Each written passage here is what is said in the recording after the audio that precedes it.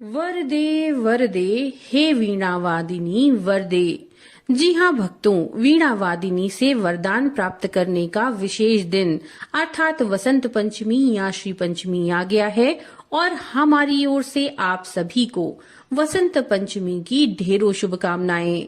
जिस प्रकार से वसंत ऋतु प्रकृति के सौंदर्य को निखार देती है, सब कुछ सुंदर हो जाता है, उसी प्रकार से वसंत पंचमी के पावन पर्व पर माँ वीणावादिनी आप सभी के जीवन में सौंदर्य को बिखरा दें, सुख और सौभाग्य आप सभी के लिए लेकर आएं।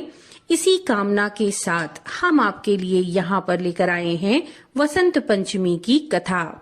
तो चलिए शुरू करते हैं। उपनिषदों की कथा के अनुसार सृष्टि के प्रारंभिक काल में भगवान शिव की आज्ञा से भगवान ब्रह्मा ने जीवों और विशेष तौर पर मनुष्य योनि की रचना की, लेकिन वो अपनी रचना से संतुष्ट नहीं थे। उन्हें लगता था कि कुछ कमी रह गई है, जिसके कारण से चारों ओर मौन छाया रहता है। तब ब्रह्मा जी ने इस समस्या के निवारण के लिए अपने कमंडल से जल अपनी हथेली में लेकर संकल्प स्वरूप उस जल को छिड़क कर भगवान श्री विष्णु की स्तुति करना आरंभ किया।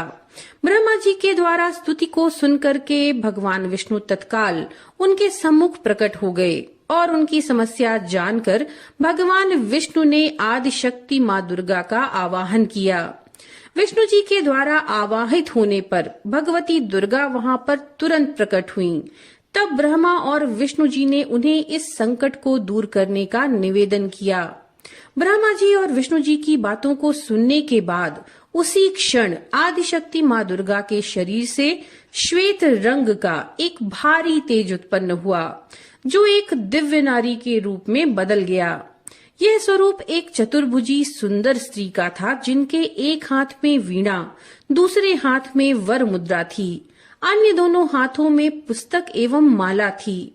आदिशक्ति श्री दुर्गा के शरीर से उत्पन्न तेज से प्रकट होते ही उन देवी ने वीणा का ऐसा मधुर नाद किया, जिससे संसार के समस्त जीव जंतुओं को वाणी प्राप्त हो गई। जलधारा में कोलाहल व्याप्त हो गया, पवन चलने से सरसराहट होने लगी।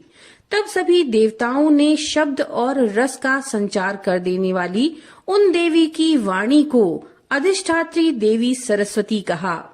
फिर आदिशक्ति भगवती दुर्गा ने ब्रह्मा जी से कहा कि मेरे तेज से उत्पन्न हुई ये देवी सरस्वती आपकी पत्नी बनेंगी। जैसे लक्ष्मी जी श्री विष्णु जी की शक्ति हैं, पार्वती महादेव जी की शक्ति हैं, उसी प्रकार ये सरस्वती देवी ही आपकी शक्ति होंगी। ऐसा कहकर आदिशक्ति श्री दुर्गा सब देवताओं के देखते देखते वहां से अंतर्ध्यान हो गईं। इसके बाद सभी देवता सृष्टि के संचालन में संलग्न हो गए।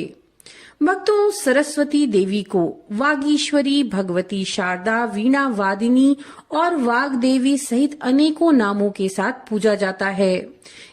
भक्तों, एक अन्य कथा के अनुसार देवी सरस्वती ने जब एक बार भगवान श्री कृष्ण को देखा, तब वे उन पर मोहित हो गईं।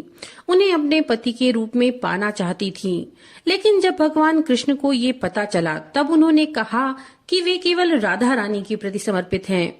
सरस्वती जी को मनाने के लिए उन्होंने वरदान दिया कि माघ के शुक्ल पक्ष की पंचमी को पूरा विश्व तुम्हारी विद्या व ज्ञान की देवी के रूप में पूजा करेगा।